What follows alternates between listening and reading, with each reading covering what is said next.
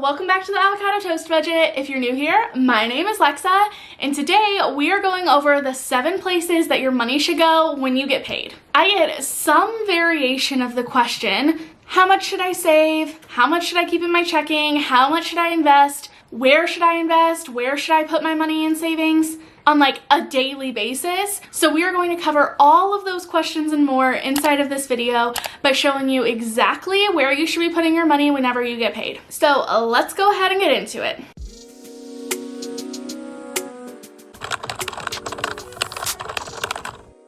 The first place that your money should go when you get paid is actually somewhere it should go before you get paid, which is your 401k. Depending on how you are employed, if you're self-employed or who you work for, you may or may not have a 401k, but if you have some version of a 401k or a 403b or some sort of an employer-sponsored retirement account, you want to make sure that you are dedicating any money that you need to put into that account in order to get your employer match. I talked more about employer matches, how all of that works, and what a 401k is here in this video, so if you want more information on that, definitely check it out. But basically, your 401k is a retirement account set up by your employer, and if that is an option for you, definitely utilize it, especially if your employer does 401k matches. That means that if you invest a certain percentage of your income into your 401k, your employer will match that. Now, there are certain rules and regulations and limits to that, so definitely reach out to your boss or HR to figure out exactly what that is. But if that's available to you, you want to take advantage of that money. And the nice thing about that is that once you set it up, it comes out of your paycheck before it ever hits your bank account, so you never have to physically see that money. It's basically just out of sight, out of mind, but it is continuing to grow and make money off of itself for years to come so that you are set at retirement. The second place you want your money to go is also another place that it goes technically before it ever hits your account, which is an automatic contribution into a high yield savings account. Many employers offer a way for you to designate either a specific amount or a specific percentage of your paycheck into a different account rather than just your checking account that is linked up to your direct deposit. And this can be so helpful in getting you to actually consistently save money and keep that money in there. This concept is called pay yourself first. And the whole idea is that instead of looking at all of your expenses and saving whatever is left over after you've spent all of your money, you are flipping it and you are saving money before you ever have the chance to spend it. Definitely check out, see if this is an option for you. Many employers offer it, and it is a great way for you to automatically save a certain amount of money into a separate account that you don't have direct access to, so that it's harder for you to take money out of that account and you can just let it keep growing. I mentioned that preferably that savings account will be a high yield savings account. If you want to know some really great high yield savings accounts, I will link that video up here for you. But basically, all a high yield savings account is just a typical savings account, but they generally have no fees and no minimums, and they give you more back on your money. And finally, we are getting to where to keep your money once you finally have it in your possession after you get paid. The third place to keep your money is your standard checking account. This is going to be your hub for your expenses and your discretionary spending. Once your money has been deposited into your checking account, all the other places that your money needs to go are kind of branch off from this checking account. But specifically, that checking account is going to hold money for things like rent, utilities, your car payment, but also things like your fun money. So eating out, going to the movies, getting drinks, some of those Amazon purchases we all love to make. Your checking account isn't going to really make you any money, but it's there as a place to keep your money that is probably going to come in and out pretty frequently from that account. The fourth place that your money needs to go is into a high yield savings account, specifically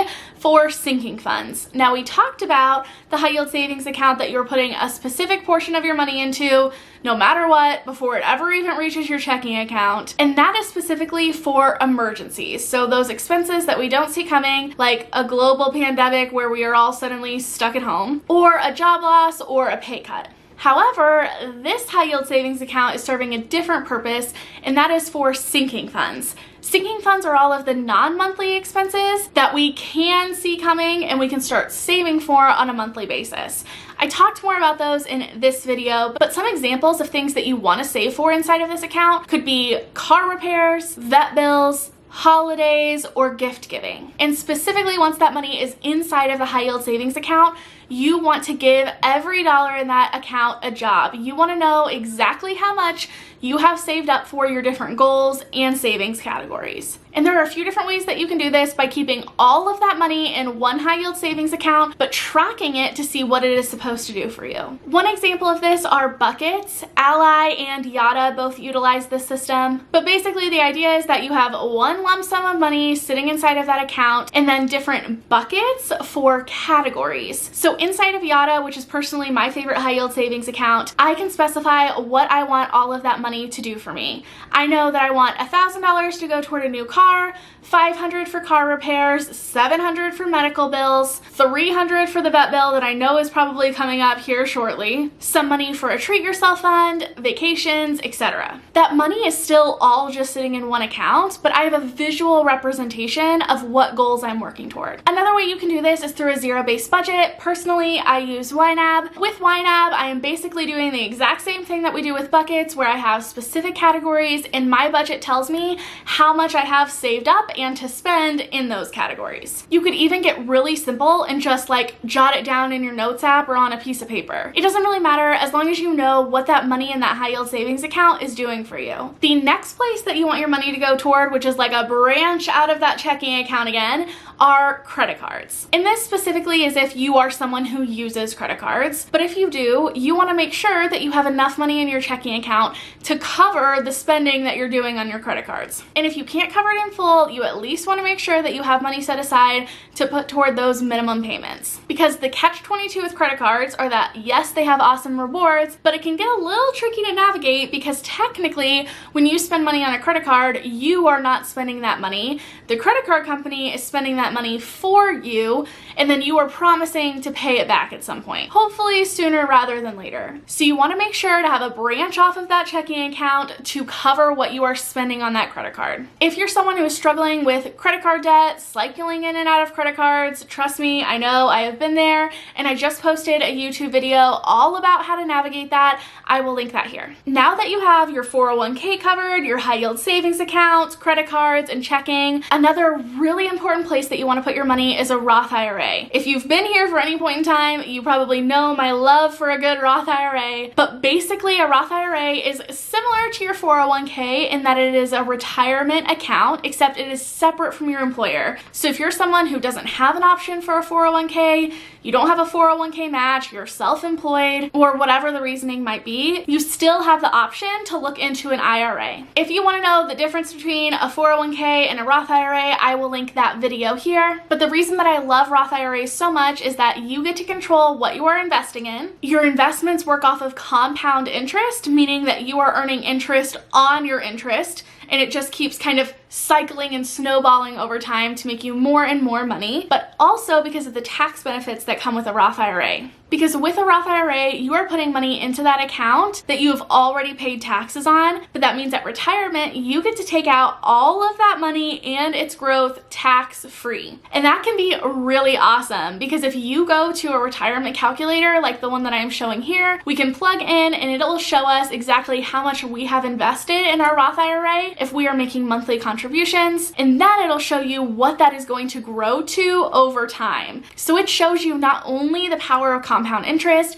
and how much your money can truly grow if you give it time to sit there and grow, but also how much you could be saving in taxes by not having to pay taxes on all of that growth. And last but not least, the last place that you want to make sure to put your money once you get paid is toward all of your other debt. We already covered your credit card spending and your credit card debt, but after that, you want to make sure that at least your minimum payments are covered. And this again is that kind of final branch off of your checking account. Make sure that you have money set aside in your checking account to cover your debt payments. This includes any student loan minimum payments that you have, car payments, medical debt, a personal loan, the list could go on and on. Ideally, if it's high interest debt, meaning that they're charging you more than 7 or 8% every year, you probably want to focus on paying that debt down. But either way, even if that's not in the budget right right now, you want to try to make sure that you have enough money to meet those minimum payments.